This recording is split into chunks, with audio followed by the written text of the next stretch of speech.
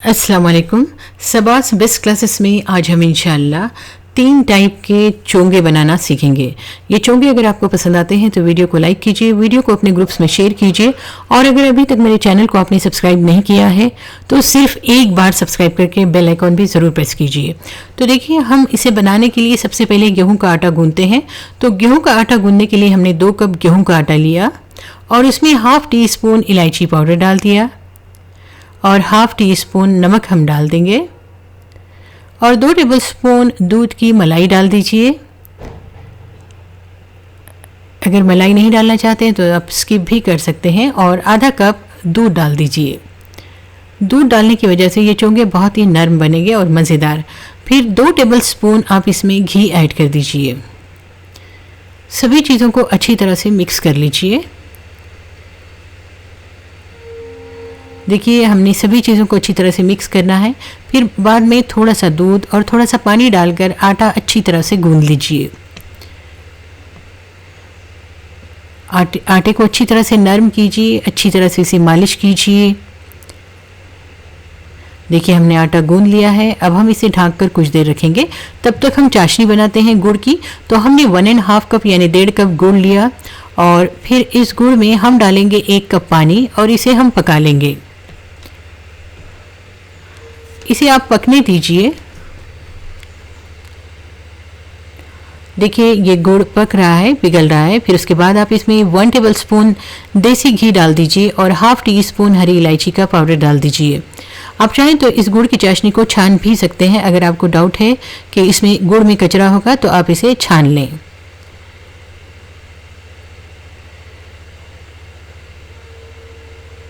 ये देखिए, चाशनी पक रही है तो गैस का फ्लेम बंद कीजिए। अब देखिए, यहाँ पे हमने 1 टेबलस्पून घी गरम किया। आप चाहें तो और कम घी ले सकते हैं और इसमें आप डाल दीजिए ये 1 कप कोकोनट यानी ग्रेटेड कोकोनट यानी सूखा खिसा हुआ नारियल हमने इसमें डाला। इसे आप फ्राई कर लीजिए अच्छी तरह से।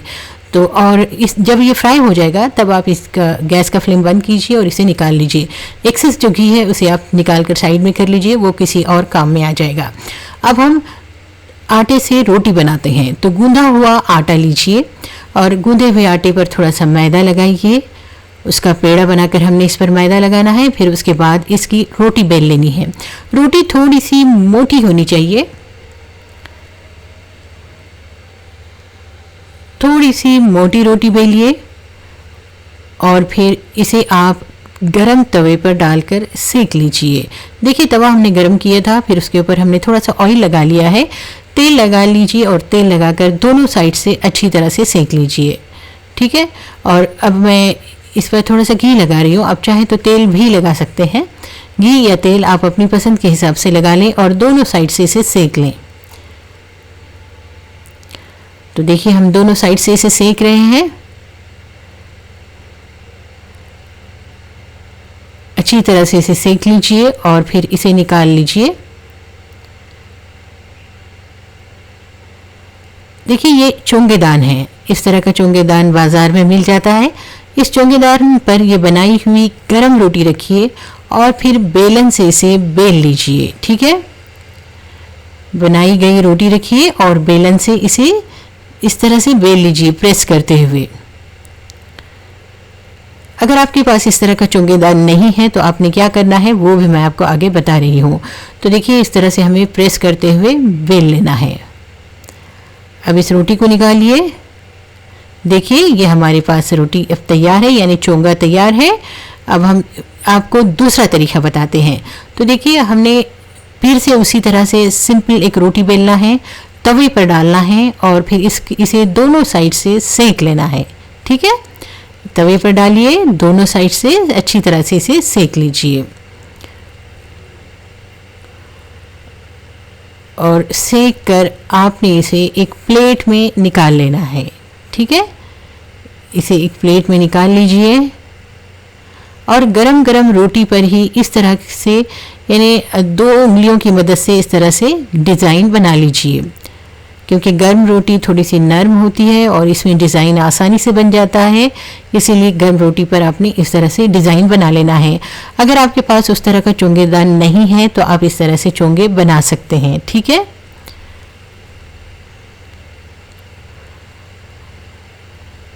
देखिए इस तरह से सारे सर्कल्स बन गए और ये हमारा हाथ का बनाया हुआ चोंगा बिल्कुल तैयार है। अब इस पर गुड़ की चाशनी डाल दीजिए।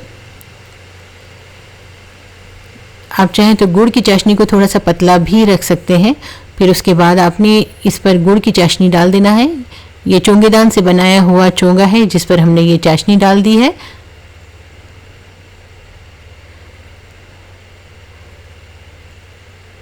अब इस पर डाल दीजिए वो तला हुआ खोपरा, या फिर आप चाहें तो बिना तला हुआ खोपरा भी डाल सकते हैं। और फिर उसके बाद आप इस पर डाल दीजिए तिल। देखिए इस तरह से सफ़ेद तिल मैं डाल रही हूँ इस पर आप। और फिर आप चाहें तो इस पर डाल सकते हैं थोड़ी सी खसखस, या फिर आप नट्स भी ऐड कर सकते हैं। ठीक है, तो ये हमारा चोंगा बिल्कुल खाने के लिए तैयार है। बहुत ही मज़ेदार है और ज़बरदस्त। उसी तरह से हाथ से बनाए गए चोंगे पर भी आप उसी तरह से गुड़ की चाशनी डालें, खोपरा डाल दें और फिर तिल डाल दें, और ये भी हमारा चोंगा तैयार है। ठीक है, मैं और एक चोंगा बता रही हूँ जिस पर कि मैं बिना भुना हुआ खोपरा डाल रही हूँ, कच्चा खोपरा मैं डाल रही हूँ, साथ ही मैंने तिल और खसखस भी इस पर डाल दिए। तो ये हमारे चोंगे तैयार हो गए हैं। अब मैं आपको वर्खी चोंगे बता रही हूँ।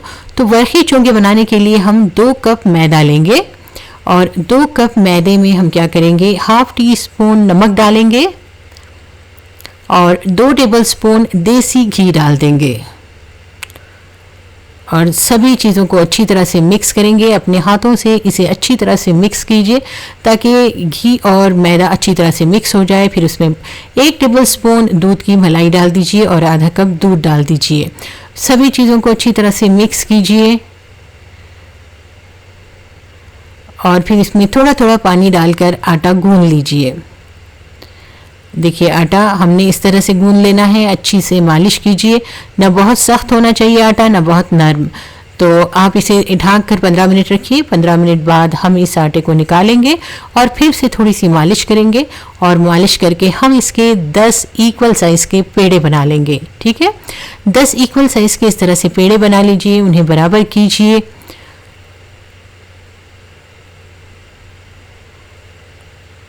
देखिए इस तरह से बराबर कीजिए, और फिर 10 रोटियों को भी बेल लीजिए। पतला, जितना पतला आप बेलना चाहते हैं उतना पतला इन 10 पेड़ों को बेल लीजिए। तो बेल के इस तरह से हमें 10 रोटियां बना लेनी है, बहुत ही पतली पतली। ठीक है, फिर उसके बाद देखिए यहाँ हमने 4 टेबलस्पून चावल का आटा लिया, और इस चावल के आटे में हम ऐड करेंगे 2 टेबलस्पून घी, और उसे अच्छी तरह से मिक्स कर लेंगे।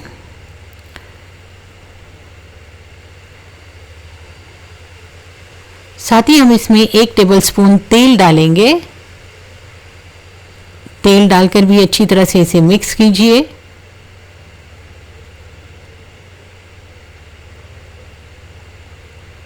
देखिए अच्छी तरह से इसका पेस्ट बन जाना चाहिए, और हम इसमें अब आधा कप पानी डाल देंगे।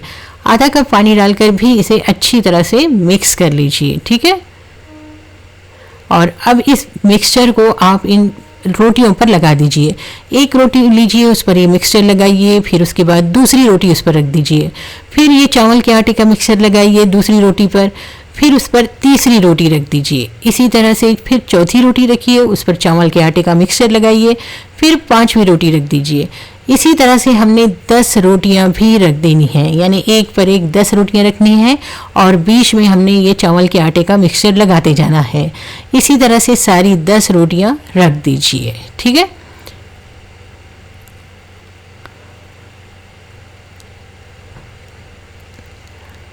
अब देखिए हमने ये हो गई है सारी रोटियां एक साथ रखती हुई।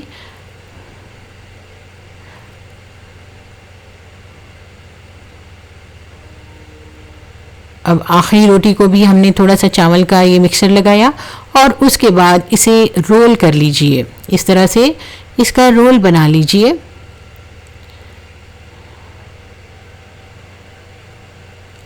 देखिए हमने इसका ये रोल बना लिया है। रोल बनाने के बाद इस रोल को कट कर लीजिए। इस तरह से इक्वल हिस्सों में आप कट कर लीजिए। अब देखिए एक इसका पेड़ा लीजिए, उसे बेल लीजिए। आपको इसे बहुत ज़्यादा बड़ा नहीं बेलना है, बस छोटा सा ही बेलना है। हमने इसे इस तरह से छोटा सा बेल लिया। फिर आप इसे डीप फ्राई कर लें। देखिए, डीप फ्राई करने के लिए बहुत ज़्यादा तेल गरम ना करें, मीडियम मीन्स हल्का सा तेल गरम करके आप उसमें ये डाल दें और फ्राई करें। देखिए, अब मैं 2 पेड़े एक पर एक रख के बना रही हूँ। इससे जो चोंगे हैं, वर्खी चोंगे, वो बहुत ज़्यादा लेयर वाले बनेंगे, तो इसीलिए मैंने एक पर एक रख के बनाए और इसे बेल लिया। बेलने के बाद हम इसे थोड़े से यानी हल्के से गरम तेल में इसे डाल देंगे और डालकर हम इसे मीडियम फ्लेम पर फ्राई करेंगे, क्योंकि ये थिकनेस में भी ज़्यादा है यानी मोटे हैं और इसकी लेयर्स आनी है, इसीलिए हम इसे मीडियम फ्लेम पर फ्राई करेंगे। इस तरह से आप इन्हें फ्राई कर लीजिए, आराम से फ्राई कीजिए, क्योंकि इसे अंदर तक फ्राई होना है, वरना ये कच्चे रह जाएंगे। तो हमने इन्हें फ्राई करना है और फ्राई करके इसे निकाल लेना है। देखिए कितनी लेयर्स हैं, ऊपर से ही दिखाई दे रही है। तो देखिए हमने इन्हें तल लिया है, कितना प्यारा कलर आया है और काफ़ी सारी लेयर्स हैं। अब देखिए यहाँ पर हमारे पास कुछ कैंडीज़ हैं, तो ये मैंने बाज़ार से लिए हैं। ये आराम से आपको मिल जाएंगे किसी भी शॉप पर, तो ये करना लेकिन ऑप्शनल है। अब देखिए हमारे पास एक लेमन कैंडी है, ऑरेंज कैंडी है और एक कैरी वाली कैंडी है।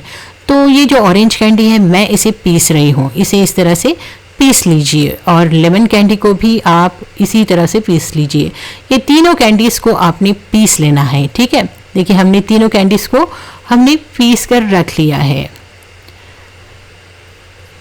अब गरम गरम चोंगे लीजिए, उस पर पिसी हुई शक्कर डालिए। इस शक्कर में मैंने पीसते वक्त थोड़ी सी इलायची पाउडर भी डाला था। देखिए तो ये हमारा सिंपल वाला चोंगा यानी वर्खी चोंगा तैयार हो गया है। अगर आप इन चोंगों को फ्लेवरफुल बनाना चाहते हैं तो आप क्या कर सकते हैं, देखिए इस तरह से शक्कर डालिए और शक्कर डालने के बाद जो हमने कैंडीज़ पीसे थे वो कैंडीज़ भी इस पर डाल दीजिए। गर्म होने की वजह से ये कैंडीज़ की जो शक्कर है वो भी इन चोंगों पर पिघल कर चिपक जाएगी और ये जो चोंगे हैं बहुत ही फ्लेवरफुल लगेंगे। तो देखिए हमने ये कैंडीज़ डाली और साथ में शक्कर भी डाली है। तो ये हमारे फ्लेवरफुल यानी मैंगो फ्लेवर वाले, ऑरेंज फ्लेवर वाले और लेमन फ्लेवर वाले ये हमारे चोंगे तैयार है। देखिए कितने ज़्यादा वर्खी हैं, कितनी लेयर्स हैं, देखा आपने। और ये जो शक्कर है वो भी पिघल रही है और साथ ही कैंडीज़ भी काफ़ी पिघल चुकी हैं और ये हमारे गुड़ के चोंगे हैं, बिल्कुल नरम और बहुत ही मज़ेदार। तो कहिए कैसे लगे ये ज़बरदस्त से चोंगे, पसंद आए हैं ना? पसंद आए हैं तो लाइक और शेयर ज़रूर कीजिए। इंशाल्लाह फिर मिलती हूँ एक नई रेसिपी के साथ। Thanks for watching.